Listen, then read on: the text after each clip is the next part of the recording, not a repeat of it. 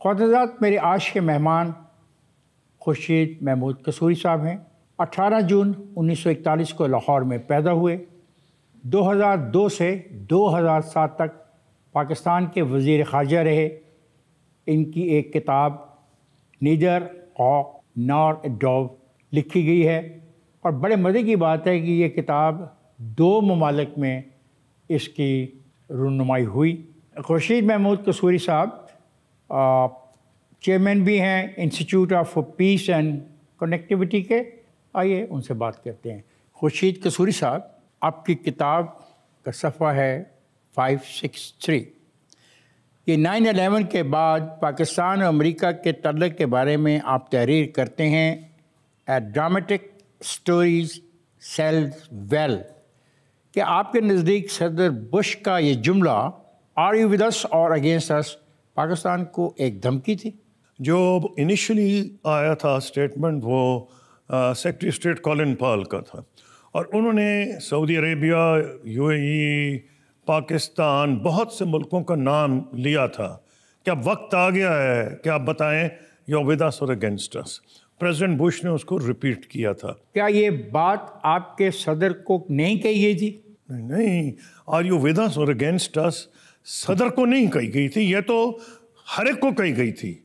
और उससे पहले जब ये बात हुई है, शायद उस वक्त 9 घंटे का फ़र्क था वाशिंगटन में और इस्लामाबाद के वक्त में। तो हमारे बंदों को उस वक्त, मेरा जनरल महमूद वहाँ थे उस वक्त, if my memory serves well, in Washington. वो किसी और सिलसिले में गए हुए थे।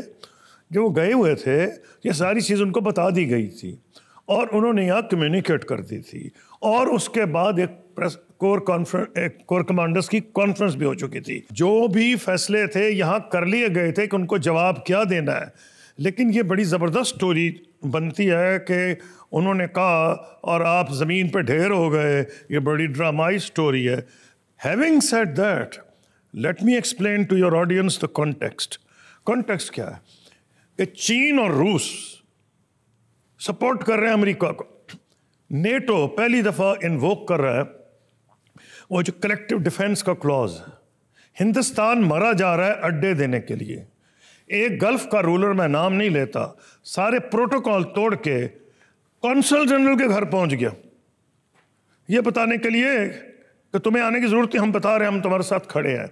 इन हालात में जो फैसला किया गया, हालांकि मैं फॉरेन मिनिस्टर नहीं था, अब्दुल सत्तार एक बड़े मंजे हुए माशाल्लाह वो डिप्लोमेट थे, फॉरेन सेक्रेटरी थे और कोई रीज़न नहीं कि उनकी बात को डाउट किया जाए। तो वो ये कह रहे हैं कि फ़ैसले कर लिए गए थे और कुछ चीज़ें नहीं मानी गई थी। जो चीज़ें नहीं मानी गई थी, बाद जब आप फॉरेन मिनिस्टर बने तो आपने उन चीज़ों को जानने की कोशिश की?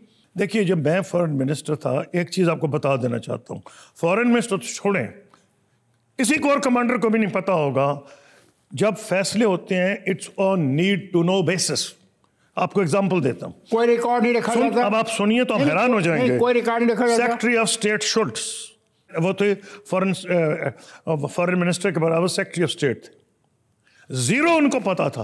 किसको? सेक्रेटरी ऑफ स्टेट शुल्ट्ज को। क्योंकि जो डायरेक्ट बात हो रही थी वो ISI और CIA की हो रही थी। He was kept out of the loop. तो जब जनीवा अकॉर्ड्स हुए हैं तो उनको एक रिफ्रेशर कोर्स रश में दिया गया कि जी ये इसकी बैकग्राउंड है। हमारी तरफ से कम एक फ़र्क था। उस वक्त फॉरेन मिनिस्टर, एक ज़माने में जब ये बात हुआ करती थी तो उस वक्त साहबजादा याकूब थे, एक फ़ौजी, क्योंकि फ़ौजी थे तो मैं अफ़गानिस्तान की बात कर रहा हूँ, उनसे शेयर कर ली जाती थी कुछ हद तक, लेकिन रिटायर्ड जर्नलों से भी शेयर नहीं की जाती। 2001 में साबिक अफ़गानी सफ़ीर अब्दुल सलाम को पाकिस्तान से उठाया गया और ग्वांटानामो बे जेल में रखा गया। वो मामला क्या था?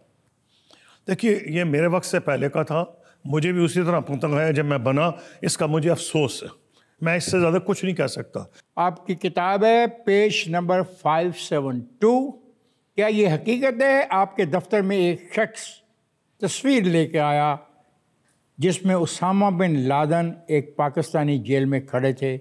ये कब का वाक़या है और इसके पीछे क्या कहानी है? जी, इसके पीछे कहानी है, मैं आपको मुबारक देता हूँ, ने बड़ी ज़बरदस्त स्टडी की है, काश मैं भी स्टडी इसी तरह कर लेता। वो ये मैं बैठा था अपने ऑफिस में, तो एक बंदा आया, उसने कहा सर अरेस्ट हो गया उसामा बिन लादेन। मैंने कहा किधर हो गया? कहने का चित्राल में हो गया। मैंने कहा व्हाट आर यू टॉकिंग, सारी दुनिया उसके पीछे लगी हुई है। उसने कहा ये देखिए हमने पकड़ लिया, ISI ने पकड़ लिया उसे, कमाल हो गया। तस्वीर दिखाई, वो पता बैठा वहाँ। अच्छा, मैंने इस कॉन्टेक्स्ट में किताब में जो लिखा है वो किसी और कॉन्टेक्स्ट में लिखा है, लेकिन बता देता हूँ। तो मैं तो बिल्कुल हैरान परेशान हो गया कि उसामा बिन लादेन को पकड़ के किसी जेल में थाने में ले गए। पता ये चला कि एक लुक अलाइक था जिसकी वही हाइट थी। तो मैंने कहा ये कि अगर पाकिस्तान इतना छुपाना चाहता था उसामा बिन लादेन को, तो क्या वजह है कि ये मैंने खुद तस्वीर आंखों से देखी है कि उसको ISI ने अरेस्ट कर लिया और अरेस्ट करके हमारे सामने तस्वीर ले आए। बाद में पता चला कि वो उसामा बिन लादेन नहीं, कोई और साहब है। क्या बरतानिया और अमेरिका ने 2002 के बाद हम पर यह दबाव डाला कि पाकिस्तान की सरजमीन किसी तौर पर भी हिंदुस्तान के ख़िलाफ़ इस्तेमाल नहीं होगी? नहीं, बरतानिया अमेरिका क्या, बिल्कुल, ये तो सारी दुनिया में कह रही थी, क्योंकि हम थे हलीफ अमेरिका के, हिंदुस्तान हलीफ नहीं था। लेकिन वो इसलिए कह रहे, ऐसी कोई मीटिंग्स आपके साथ हुई? नहीं, ये तो हर जगह वो एक तरीका होता है डिप्लोमेसी। मुझे क्या कह रहे थे, वो तो पब्लिकली अनाउंस कर रहे थे। कारगिल के बाद जो हुआ, क्या वजारत खारजा के दफ्तर में इस मामले पे कभी डिबेट हुई? देखिए, मैं समझ रहा हूँ और मैंने लिख भी दिया किताब में, जिस पे कुछ प्रेसिडेंट मुशर्रफ नाराज़ थे क्योंकि उन्होंने मुझे ख़त लिखा था। उन्होंने मुझे कहा, किताब में एग्री के लिए रखा हुआ है, उसमें उन्होंने कहा I have read your book, फिर मैं तर्जुमा कर दूंगा आपके लिए। I thoroughly disagree with your views on Kargil and your resignation, जिसकी मैंने कोई पब्लिसिटी नहीं की क्योंकि मैं डैमेज नहीं करना चाह रहा था। मेरा एक तरीका है, मैंने नवाज शरीफ के दौर में भी इस्तीफ़ा दिया था, लेकिन उसके बाद जब प्रेसिडेंट मुशर्रफ, जनरल मुशर्रफ आए, मैंने नवाज शरीफ को डिच नहीं किया। मैं उन कम लोगों में था जो जेल चला गया था मिलने के लिए, ना कराची गया था। तो मेरे ये अपना जो मेरा स्टैंडर्ड था उसके ख़िलाफ़ था कि अब मैं नॉनसेंस बोलने लगूं जो कई लोग बोले हैं मुशर्रफ के ख़िलाफ़। तो उन्होंने कहा, मैंने किताब में ज़रूर लिख दिया, उन्होंने कहा I thoroughly disagree with what you said on Kargil and your resignation, but it is stated truthfully। इतनी बड़ाई प्रेसिडेंट मुशर्रफ में थी कि बावजूद वो मुझसे डिसएग्री कर रहे थे, उन्होंने ये लेटर लिखा। आप कहते हैं 2006 में भारत के साथ तमाम मामलात हल होने के करीब थे, मगर वो 3 कौन सी वजूहात थीं जिनकी बना पर ये बात मुकम्मल ना हो सकी? वो जो पहली बात तो हमारी बदनसीबी ये थी कि हमने उनको, एक तो ये जो हर वक्त इलेक्शन होने हैं ना हिंदुस्तान में, कभी स्टेट इलेक्शन है तो कभी सेंट्रल इलेक्शन है। हमने उनको बुलाया था सितंबर या अक्टूबर में 2006 कि आए ताकि ये कुफर टूट जाए।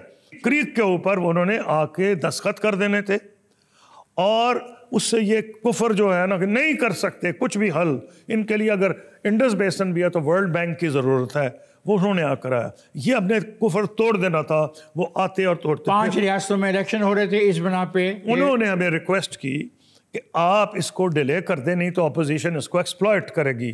मेरी visit to Pakistan during elections हमने उनको दे दी मार्च की डेट।